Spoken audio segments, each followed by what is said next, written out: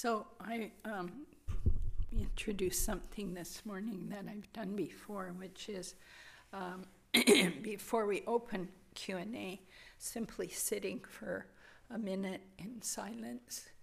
Think about what your personal Dharma practice question is. Even if you don't ask it, it's good to carry a question about your practice.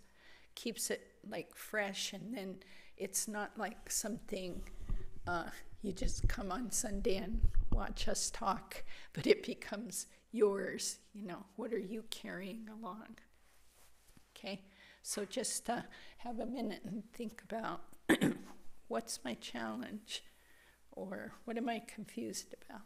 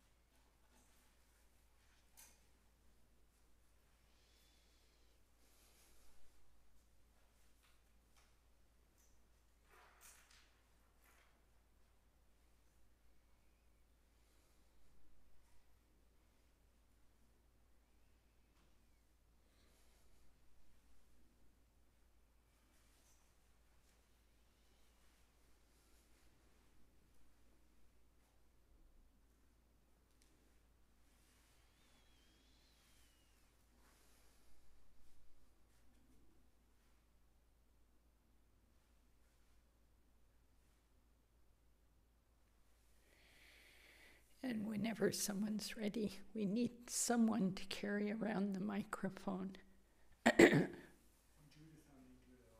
Oh, do we not have another microphone? Oh, we do. We do have this, yeah. Okay, so could we have someone?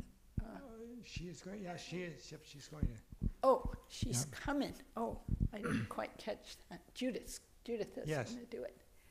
Okay. Now, can I ask a question? No. You cannot, Bob. Everyone else could, but rats. Rats. The question is, with all of this, is as he looked at, I heard the word lucid, and I've heard of the word lucid, but in this particular sense, how is that different from bright, awake, aware? What exactly is lucidity with regards to the mind? Because that's what I am encouraged to cultivate, that state. I don't know.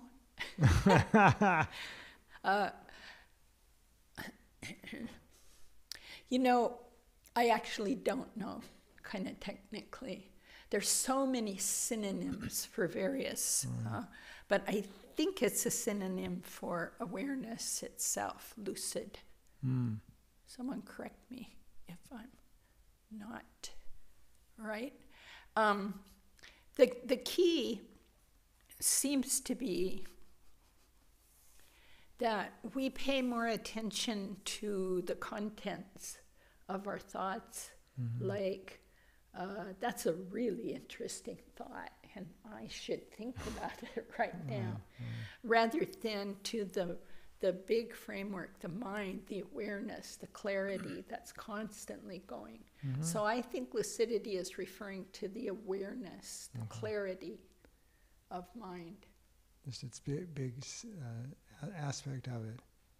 What's that? The larger aspect, or the vast aspect. Yeah. I think lucid is tied with the root words. There's other words. Even Lucifer, that was light. Lucy, Lucifer. All of those are from the Latin root, light. Okay. Well, thank you. I just was thinking of that since the retreat. It has been very helpful for me to do the shorter sessions and my eyes open also.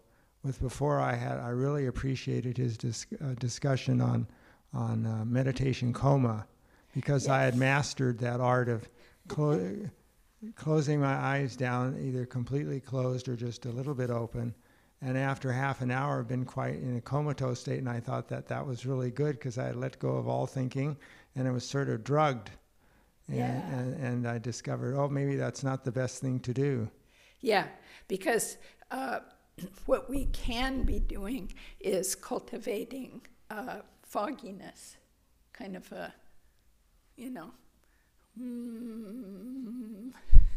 dullness. We can cultivate dullness in our meditation because of, that's a perfect example, Bob, of a manufactured idea of meditation, that it should be really calm and sort of nothing happening. Eric used this metaphor of floating down a stream in a inner tube, like on a sunny day, and you're just kind of, and instead he said something about try standing up on the inner tube, then you have to be really alert. You're not like stressed out, but you're alert. You're like, oh, here comes a thought. Yeah, I see it. Don't need to get caught. Ooh, that one I could have really got caught on. It's gone. Now, whatever. Oh, now it's my knee. Okay, sensation. Going, changing. All right. But we can, too often we get caught in the story. My knee, I won't be able to walk unless I move right now. It's that thing again. It's my surgery, or I'm going to be, it's this, it's that. Those are all, just watch them. They just tumble forward. But I found the short ones quite helpful too. I did too. Thank you. Yeah, thank you too. Lucifer, since I referred to Lucifer, who became the devil, I guess. Lucifer was one of the archangels in Christianity and was the archangel of light, like Gabriel was the archangel of the messenger of God, and Raphael had some other function. But Lucifer was the one that, in myth, kind of took God on with a lot of pride. Like, you ain't all that. So that became how Lucifer created a mind that became hellish. But it's interesting that the name was light to dark, I guess. So, totally aside, nothing with Buddhism, but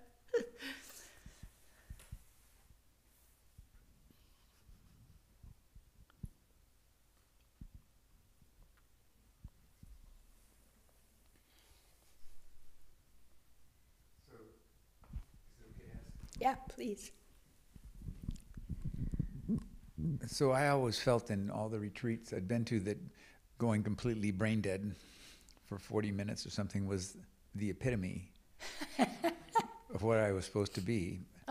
But so I just Bob told me that earlier today, and I'm just curious, is this pretty much universally agreed to, that having your eyes partially open and making sure that you stay alert? Well, what do you mean by being taught to go brain dead? Let's start there. I just thought, what were the instructions like? Well, I don't remember. This was a long time ago. But that was your take on it. That was my take on it, was to close my eyes, breathe, and then I tried to keep my brain quiet, and that ended up sort of. Okay. So if a thought came up, because they will come up, right? Have you ever been able to stop all thoughts, every single one, never come up? I could have been sleeping for all I know, honestly. Yeah, but if you were awake. Generally, the experience is that we cannot stop thoughts entirely. If we think we're doing that, we're probably doing something else, like sleeping, like the thoughts are happening, but we're not noticing. So in calm abiding in this lineage, we're not trying to suppress thoughts. We're also not trying to engage thoughts. neither suppress nor express. It generally seems more helpful if you want to stay awake to it, awake like I see what's going on in my mind, than to be up a little straighter, not rigid, but straight. The teaching is that there are a lot of winds going through the body, and not just our breath, but other kind of subtle winds.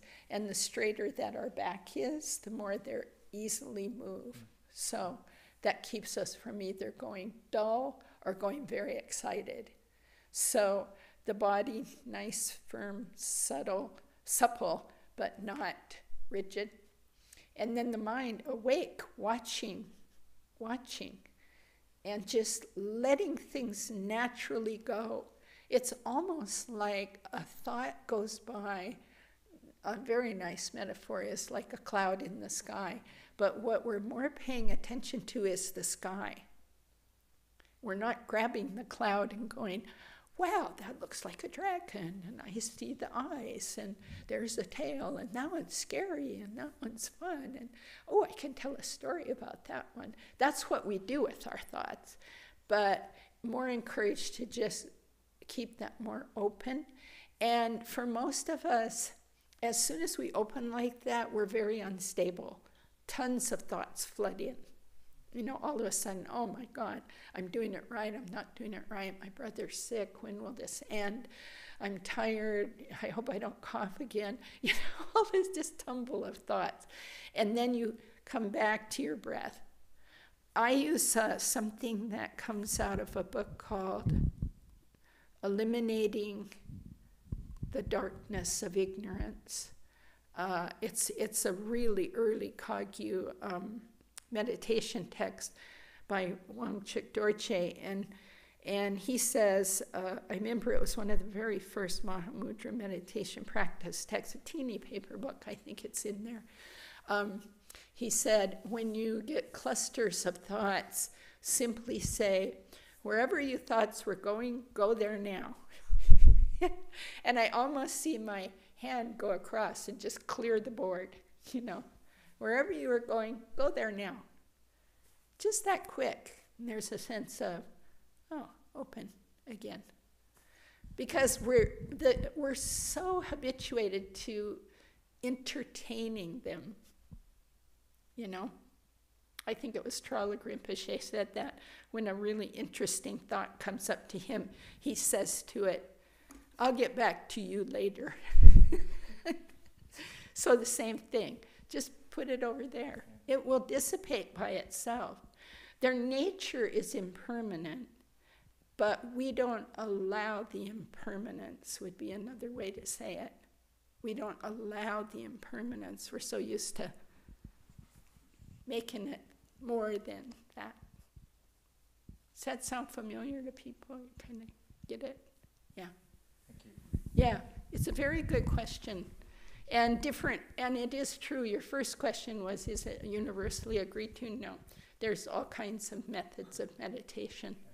The reason that we make it clear we're not suppressing thoughts is there are methods that say, you know, suppress thoughts, but I don't know anything more about that. I'm not trained in that. I can't judge it. I can't say anything about it. Okay. A lot of times too, though, in early days, most of us, and I'm one, mistook the instructions. You know, we got instructions and thought, this means that. And we headed off doing that. And we probably weren't close enough to a teacher long enough to get coaching, so that we went off on our own tangent. And we've created a lot of habits that now we can work on undoing together. Yeah.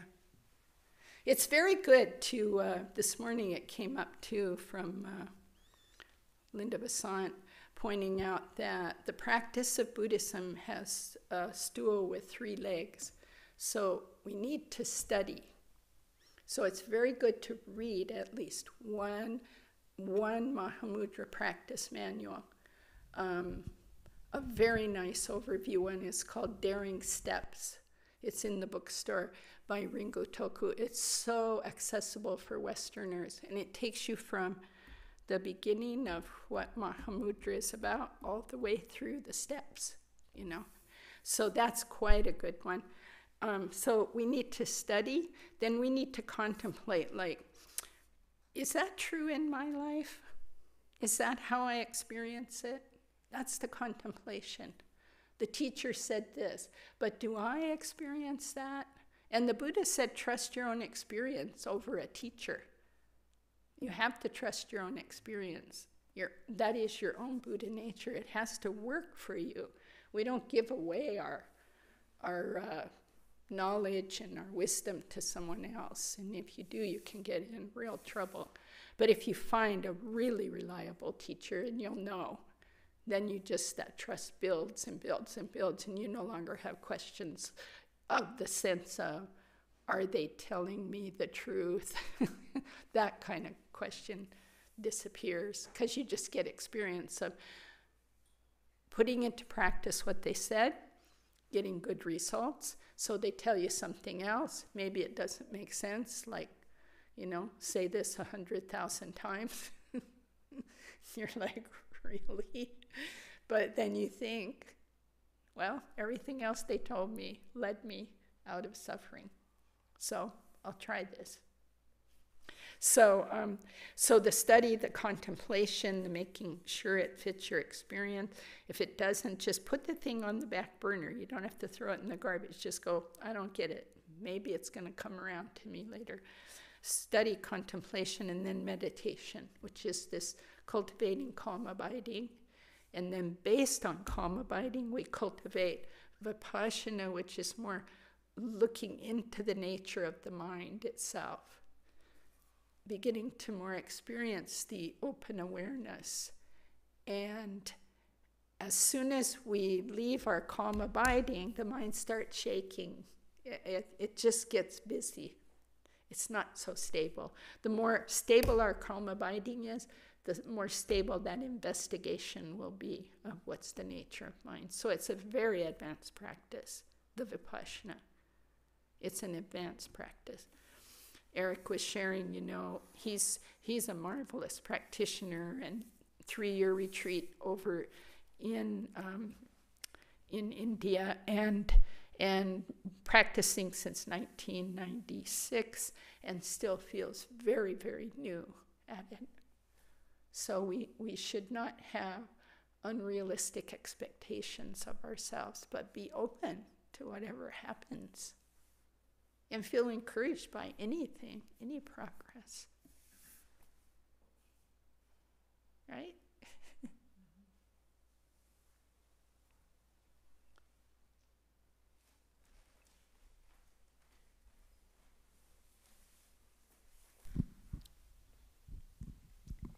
So I'm currently reading Daring Steps, but I'm only just finished the first chapter. So oh, good. I don't know how it ends yet.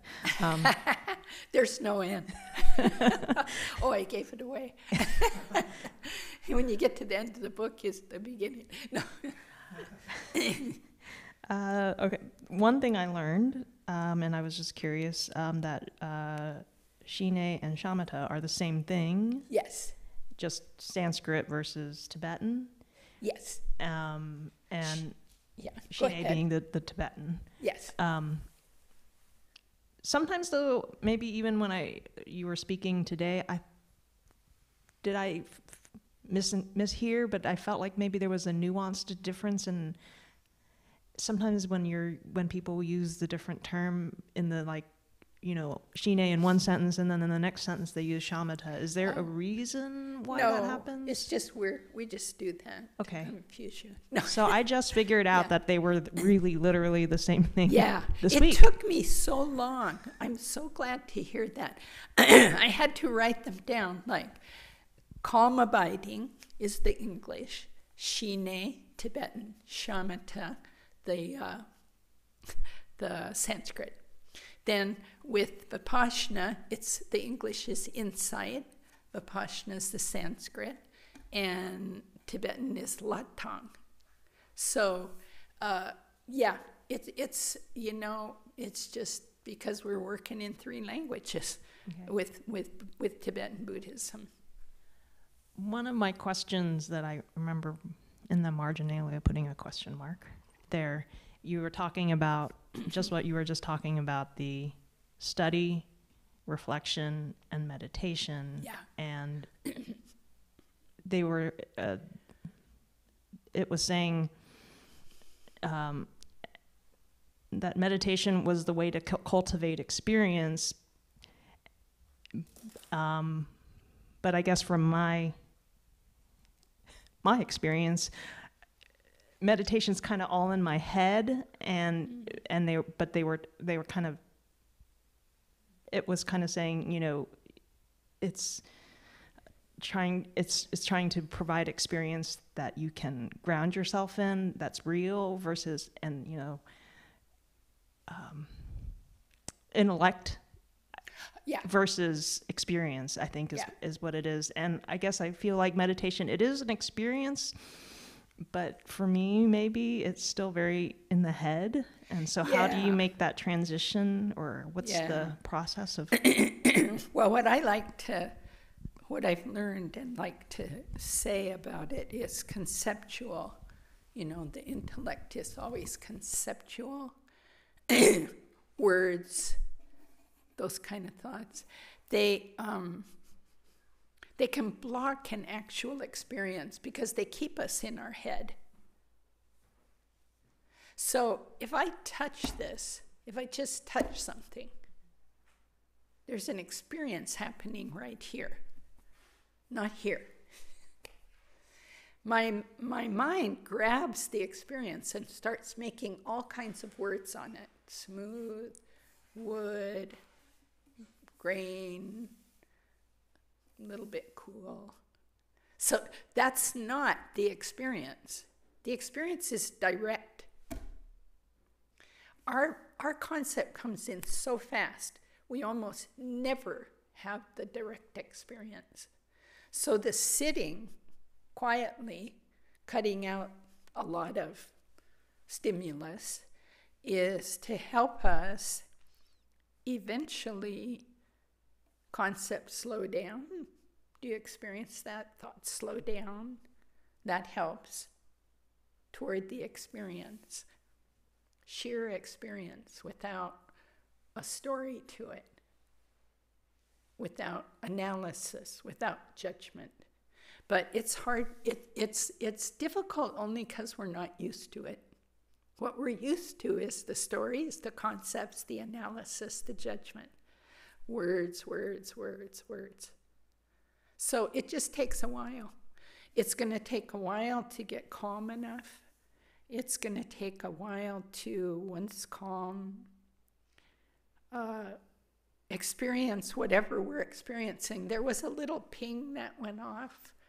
I don't know, a couple times. Was it someone getting a text or something? I don't know what it was. It was 2 tonight. It just went ping, ping.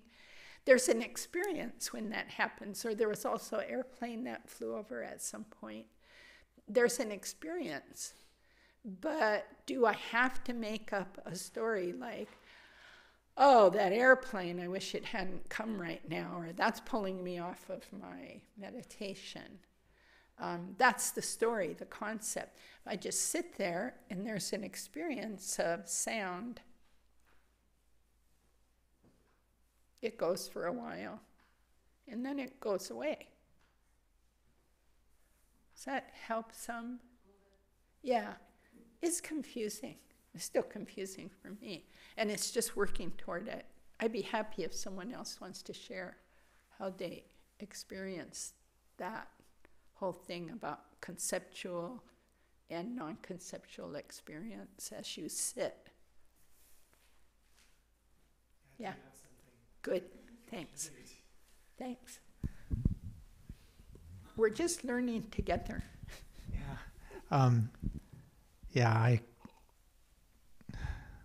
When I'm in meditation, I actually turn this kind of conceptualization into some kind of structure, and then it actually, for me, I sometimes use it as the object, and I see the effect that it has. Like I'll Yeah. just give you an example. Yeah, This is not necessarily, but I'm just going to say these words, and you can see how you can have an experience as a result of the words. My left hand. Those are just words, but then you can the mind can go there, Yeah, yeah. and then that's an experience. Yeah, we have to start with concept pretty much. We are exceedingly conceptual, but that's just our habit. And so we have to use a word to get into the left hand, shall we say, to get into it with our mind. So like my knee hurts, I'll say my left knee. I have to say that to direct my mind in there, but then there is a capacity, it seems, to simply, these words are difficult here, simply experience the sensation with no group of words. Go to your right ear right now.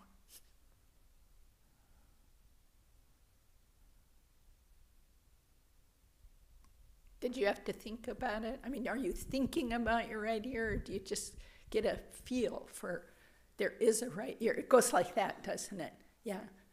That's the dance. But for a nanosecond, there's just an experience of, I don't know what it is, but something, some non-thing there. One friend who used to get injured a lot, because he played hockey a lot, he used to do this trick of wherever he got injured, like, let's say, this arm, he would immediately put his mind to the opposite arm, which wasn't injured. And he said it helped so much when he was like hurting, he'd go, but my left arm, what's that feel like? Neutral, nice. So he started coaching little kids to do that when they would get hurt, not to just keep getting hurt, but to get some of the panic off, Very interesting thing to do. Like when I used to get headaches more often, then I would think of some other part of my body, like how's my calf doing on my left leg? Pretty good. It's really an interesting experiment, and it gets you to the experience more. Lama Michael's always saying to us, we're so conceptual, we're so conceptual. It's not a bad thing, it's just that it's our first thing. If you only have a hammer in your belt, you'll hit everything with the hammer, and you'll miss all the other tricks of the world. And I think our concept, our verbalization is the hammer,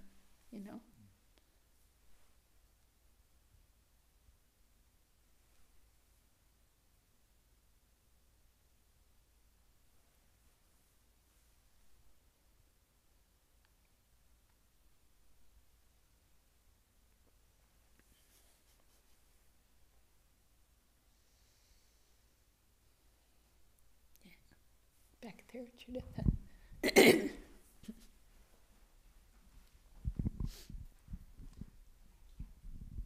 So, Zopa, what you just said actually triggered a thought in me, which is, well, you've been triggering a lot of thoughts as I've been sitting here, so it wasn't just that. They were good. But I was thinking about, this idea of concept versus experience. And so the one concept that has been literally on my mind for several weeks now, I've just started a new job. I think I've mentioned this before at the Sangha, but I started a new job, and almost immediately I recognized that it was an impossible job.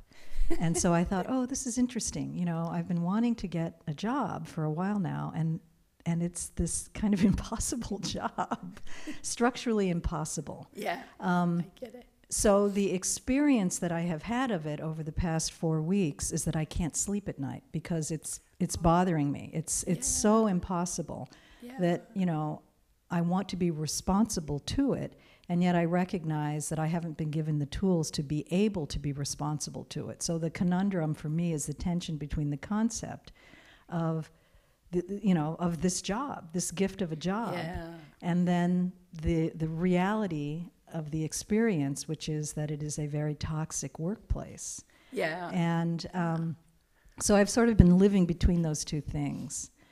So for me, that is an example, a really clear example of the relationship between a concept and an experience. It's one way of looking at those two things. Yeah. Yeah. Now I would encourage you to look at the experience of what keeps you awake.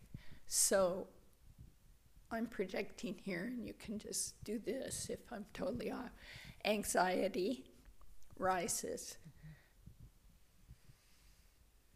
I've been doing quite a bit of work, and really, I've been so happy that this works, is that feel the anxiety.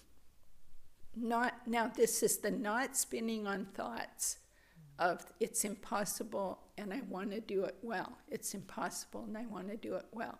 Those are true, but there's a feeling in your body building up, especially if you're not sleeping. I know this one. And so simply slowing down in a meditation, call in the whole scene of the job and feel in the body what goes off. For me, the anxiety kind of starts here, butterflies, and then stay with that experience. Don't move away from it. The physical experience. Are you saying as practice too? Yeah. Okay. Yeah, on the cushion. Mm-hmm. This is really important practice. This is the practice of what we're talking about here, experience versus concept. So if we lay in bed spinning thoughts, we're in the conceptual. If we stop that, take refuge, call on Buddha, Tara, whatever you work with, go on the body, feel the body. Wow. And if it's potent, just a minute or two, then let it go. Call in light towards you and everything. I worked in a workplace where Venerable Chidren coached me all the way through 18 months of being sued by my employees and all kinds of very interesting situations. And it was just so high anxiety. And she just kept telling me every time you walk in there, you think about it was a bunch of offices. I was the executive director. Just pour in Tara green light. Just pour it in constantly. Every time you feel anxious, you start spinning on it, just pour green light. Now, I was a Tara practitioner, but you could pour in Buddha light, you could pour in Vajrasattva, Chenrezig light, whatever, or just light. And just imagine that light taking all that negativity out of there. It just pours into, in fact, there's a nice image of a deity in the ground with the open mouth that takes in all negativity happily, likes to eat negativity. Just goes in there, mouth closes, everything's done. Like a frog, yeah. Yeah, big. And so it's just quite good to do these things to calm down our mind, because our mind is through its conceptualization, is shaking up, making stories, saying, can I, da-da. It's worrying. And so to cut that experience, then we can bring a different experience in, which is feel the body. Now I get to where I'm always so anxious. I wasn't tonight, that was interesting. But generally I'm quite anxious about sitting up here and leading. I keep blaming Lama Michael for asking me, like that was not a good thing. Then I say, Zopa, get your thinking clear. This is a privilege, so be grateful. But I'm like, why did you ever do that? I mean, my mind can get that worried, about my competence. But then I trust my teachers, so then I come back to that. But my point is, I can feel the anxiety starting to rise like a half a day before I'm going to lead. And I go, there it is. There it is. Okay, right there. Hi, it's you again, anxiety again. And just be light with it, recognize it, let it pass through. It's not there every minute, right? Right. So also notice the times it's not there. Then it starts again. Mm-hmm. Just the more we feel it in the moment, it does not grip us and it does not stay. There's some way I've noticed I'm so used to it, I hook it and almost keep it. I find that if it's more in the sort of conceptualizing about it, that I actually have more anxiety, so that when I'm actually walking in to the office, it's easier, because I'm actually confronting it. And at that moment, it's when I actually am able to pour, and I have been doing that, pouring out love to all of the people who are involved. And, good for you. Those tensions were there before I arrived 6 weeks ago. Yeah. And so I understand that I'm just walking into this thing. But it has helped to do that. And I live streamed the morning session, and I wanted to say I really appreciate a comment that you made to somebody who raised a really interesting conundrum. And you said, one question that you might be able to ask of yourself is, do I have the capacity to accept this opportunity at this moment in my life? Yeah. And I find that to be, that's a really useful thing to ask about many things, but it really hit me this morning when I woke up with that anxiety, and then I heard you say that. So thank you. I mean, that was very grateful to have had my phone next to me and live streamed you. Great. I learned that right at the Abbey from my teacher when I was trying to do too much and getting very grumpy. And she just came to me and gave me that talk about capacity. And one thing I forgot to say this morning that she taught is it's an element of compassion to recognize your lack of capacity at times. It's compassionate towards yourself and towards others. See, we tell ourselves a different story. I should be able to do this because I'm a compassionate bodhisattva who should be able to go to the hell realms for one being. Well, I can't do that. Not now. I aspire to. I want to be able to. But if I headed that way, I'd be of no use in the hell realm. I'd be scared and stupid and probably get mean, So it's really an act of compassion to see that limit. And it's really important work to accept it. To say, I'm just a little donkey here. I use that in my training. Don't put the load of an ox on myself, which I can't handle, and my little legs will break down. Then I'm not of use to anyone. So carry the load that's challenging, builds your strength, but doesn't overwhelm. So one other thing I was just going to say from what you're doing is quite beautiful that you go in there with that, and also quite beautiful that you've recognized the place is so dysfunctional you're not going to be able to function the way you'd like, but that's not because you're not doing your best. But I would just encourage on the cushion once in a while, also do that love and light pouring down, everything purifying, and you put love out before you go, all the time, or anytime you're anxious about it at night when you can't sleep. It's quite good. It really helped when I was in much the same situation. That place got functional enough, but still there was so much work to be done there to make it well that I left. And I was so relieved when I did. But I stayed 5 years working to turn things. Also just working to learn. It was turned out quite good for me. As this is, you're working it. Yeah, so that's the beauty in it. Yeah, thank you for sharing that.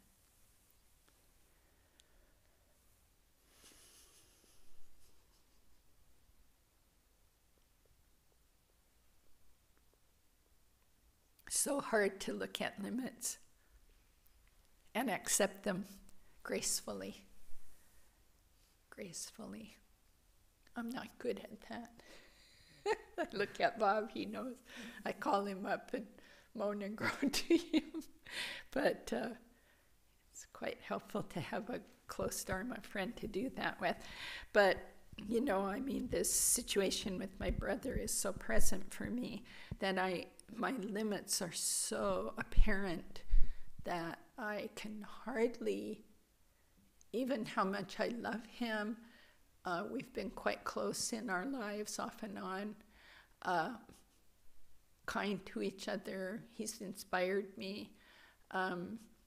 Even all that, given what he's going through, I am really clumsy. I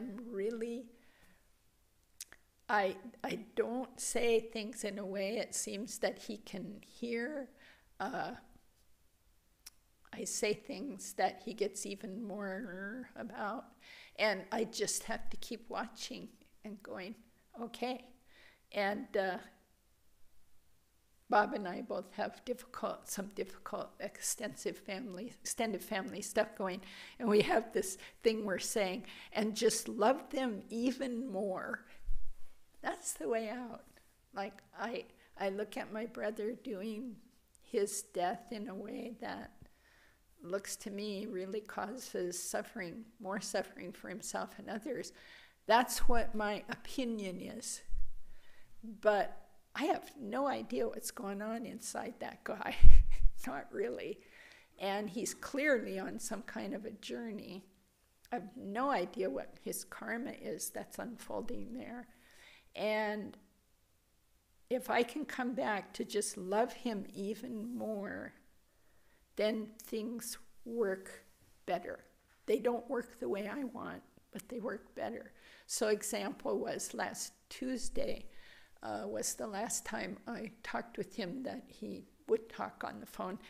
And I was so relaxed because I just got back from the one week retreat. And I just felt very open and just so relaxed. And I felt like I didn't really want anything from him. And we just talked more about what I thought was kind of nothing. But the cat was on the bed with him. We talked about the cat. And he liked the cat doing patty cake, he called it, on his bed. This is my 87-year-old brother. And that was so sweet. You know, he just turned sweet. Maybe he's been sweet all the time and I haven't seen it. And then I said to him, do you want to do the Lord's Prayer together? Because he's Catholic. That's what he will do with me. A while ago, I wasn't sure what he would do with me, but I said, do you pray? And he said, yeah. And I said, what prayer? And he said, well, I only know one. So I said, let's do that. So we did the Lord's Prayer. It was so sweet. I mean, that prayer does not mean a lot to me, but doing it with him, it had a lot of meaning. It's a lovely prayer, really. So then it's been like I closed down again. Now I want all these things. I want him to do this, and I want him to take that, and I want him to go this way and that way. And yeah. There you can see the concept versus the experience. Just experiencing him as he is with what he can do and I can do. And to me it feels so limited. I start judging it and getting anxious. I should be able to do more. Good luck, Zopa.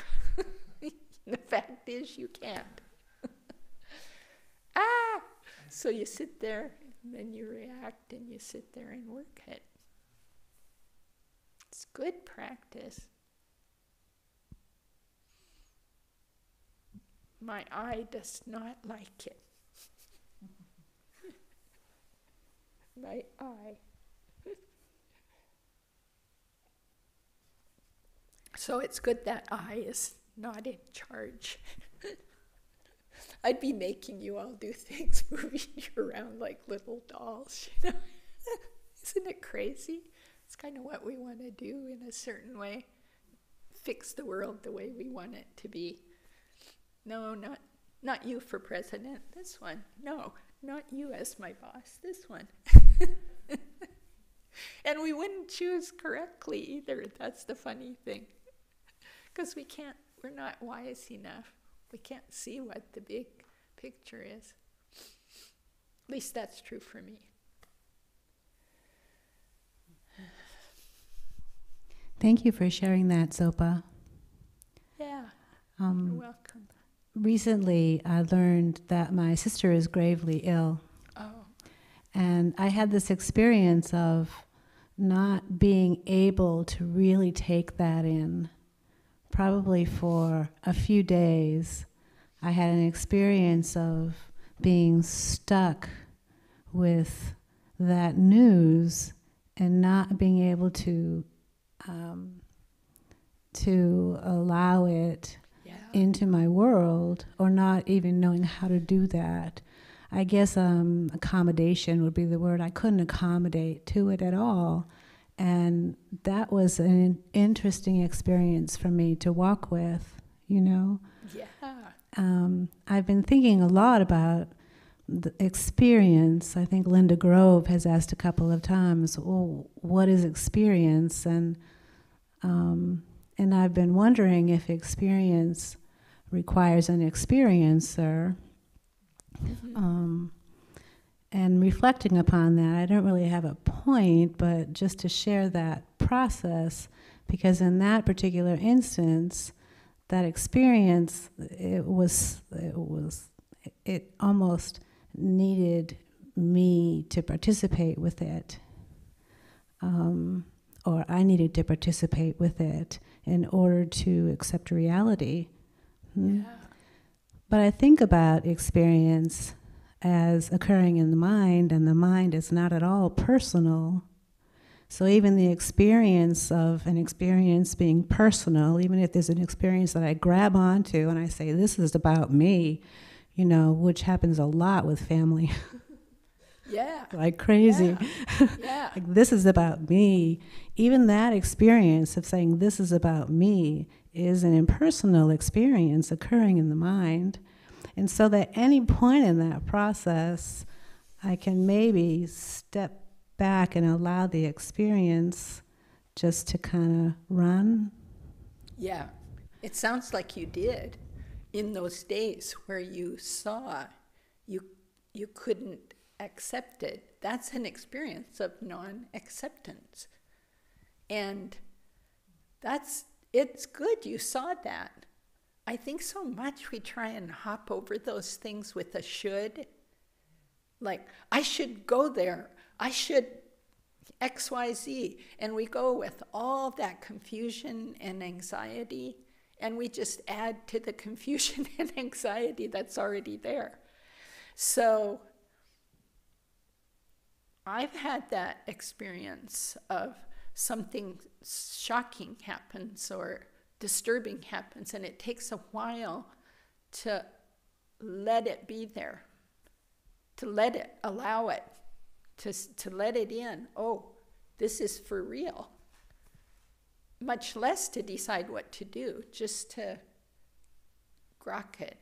I mean, the psychology knows this as the denial. The first thing, when my stepson died, when he was killed, total denial. This is not happening. That's just our first thing when something shocking happens. Couldn't be. No, this can't be. People will even say that straight out. No, that can't be. You know, that's our really honest inner experience to some severe suffering. That's surprising. And then we slowly go through these other stages. But I think it's really great. You experienced that phase. And then you went, wow, it's been a few days. I've been like this. Like, she's really sick, and I just now able to grapple with it. And then, of course, then it just goes about, what's it called? Well, just effective action. upaya is the Sanskrit word, but effective action is really difficult to come by for us. Effective thoughts, effective speech, effective action, something that actually helps a person rather than what we think will help them. You ever experience that difference? Someone comes at you to help you and it is not helpful, or you do it towards someone, let me help you, and it's like that was not what they needed. This is just, and it's motivated by a kind of compassion, I think, natural kindness, but it lacks wisdom. We have to have both together to be effective. So Lama Michael has talked about connection lately. Connection. The Dharma is about connection, and I've been thinking and asking questions about that. And I recognize with this, that's a comfort to me, because with my sister's illness, I'll wake up in the morning and there it will be in my experience or on my mind, my heart goes out to her.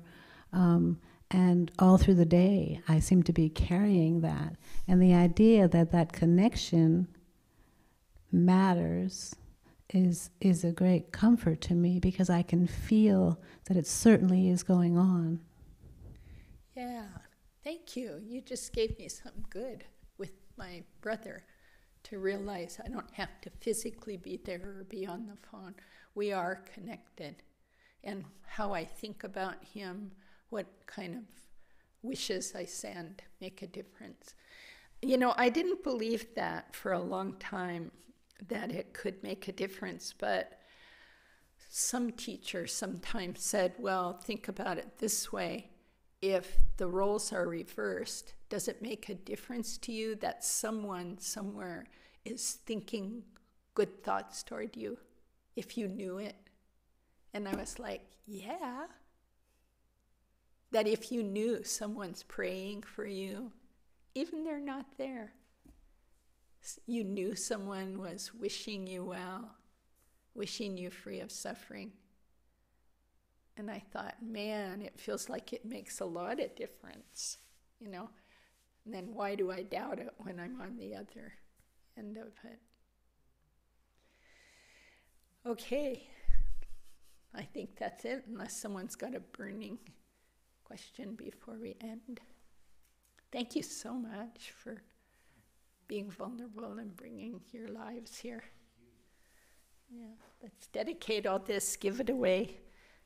Give it away, give it away.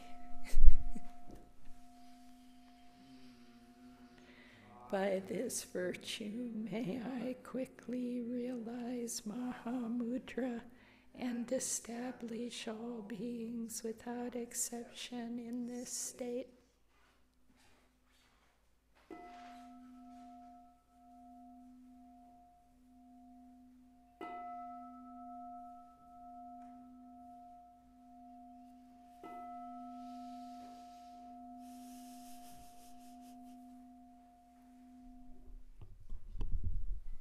Thank you. See you soon.